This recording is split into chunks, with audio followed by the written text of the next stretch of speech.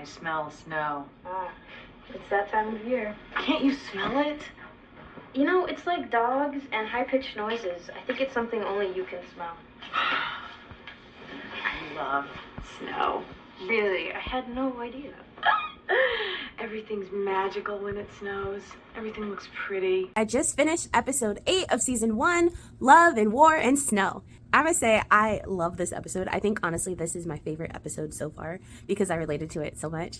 And rewatching it, I remember how one scene has played like such an important part in my life because the scene how I started it, how Lorelai's like, I smell snow, I love snow because it's always like something magical is gonna happen. That is pretty much my philosophy. Like, I love snow and I enjoy like when it's first snowing, then I go and I take walks in the snow just to like fully take it all in and to just feel the magic. And I honestly feel like when it snows, like it's kind of like a message to me that everything's gonna be okay. So I can be having a bad day and then it snows and I'm like, oh, okay, everything's gonna be okay. So that's just kind of like my thinking, and I honestly think it's because of this episode of Gilmore Girls. Like, I watched it when I was younger and I think it played that big of a part on me that it's something like I just kind of believe in my life now today as well. So I thought that was so cool. And I'm kind of like Lorelai, is I can always smell when snow is coming. So like I'll go outside and I'm like, oh, we're getting snow in the next few days, and it makes me like really happy, and it can just be a whole like energy change and just exciting. So I thoroughly enjoyed this episode. So the plot of this episode, we got Max Medina came back.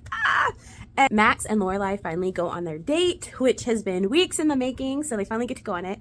And Rory and Lane's friendship and how Rory is not prioritizing Lane at all and kind of just tossing her to the side for Dean and school and everything else.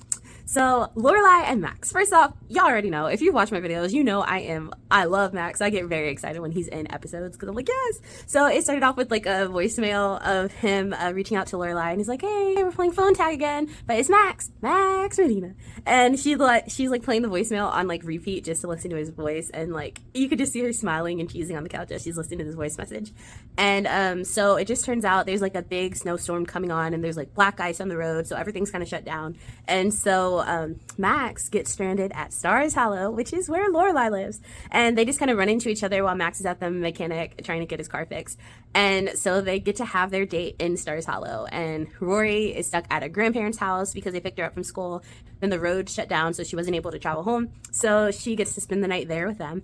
It's perfect because they finally get to have their date and get to know each other and get to converse and kind of see if they see something happening. And the big thing for Lorelai is she's never had a man over at the house since Rory's there, and she has always wanted to separate her personal life from her life with Rory. And so she actually invites Max Medina to go inside her house. And once they go in there, they find Lane, which is a whole nother part. So let's jump to the Lane and Rory friendship part. So where they pick up in the episode is Rory and Lane are at the Independence Inn, and they're talking, and Lane is trying to tell Rory about this guy that she has a crush on, and Rory's just not listening. Like, she's focused on other things that are happening in her life. She's trying to find a book. She's trying to find a bookmark. Cookies from Dean. Like, she's not giving Lane any attention. And Lane's like, hey, I'm trying to tell you, can you listen? Like, she keeps on asking her, can I have a minute? Can you listen to what I'm saying? And Rory's just not listening at all. And so then they go and they meet Dean, and Rory's just like head over heels with Dean, and yeah, she just immediately gives all her attention to Dean, casting Lane out to the side. And so then Lane goes, and because she hasn't been able to talk to her situation about this guy she likes with anyone, she goes and she runs her hand through this guy's head without getting permission from him, and then he like looks at her, and then she like goes sprinting away, and she runs to Lorelai's house where she wants to talk to Rory about what she did.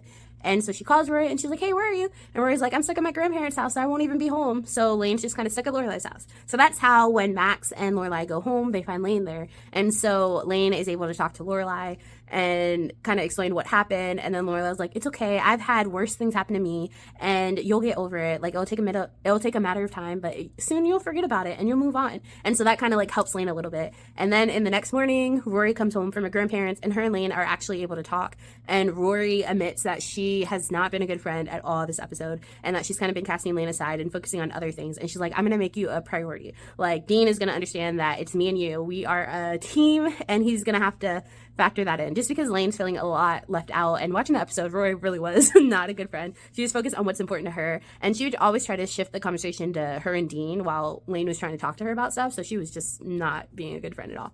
And so they kind of like make up at the end. The thing I really liked about this episode too is you get to see your first town hall meeting and how wild they are. So that was just entertaining because people were like arguing. It's just funny to see what a Stars Hollow town meeting is like.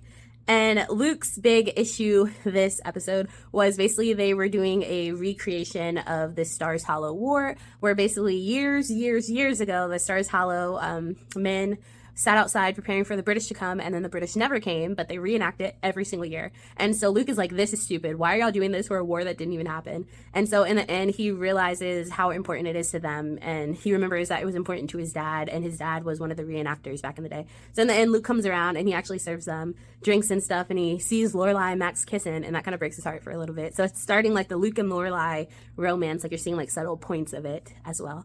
But yeah, I thoroughly enjoyed this. The snow for me this will always be a special episode just because snow has an important meaning for me, and it's really because of this episode right here, Love and War and Snow, that kind of helps shape how I view snow and how it's magical to me too. So yeah, I'll see you guys for the next episode. This has been another episode of Real Talk with Noelle.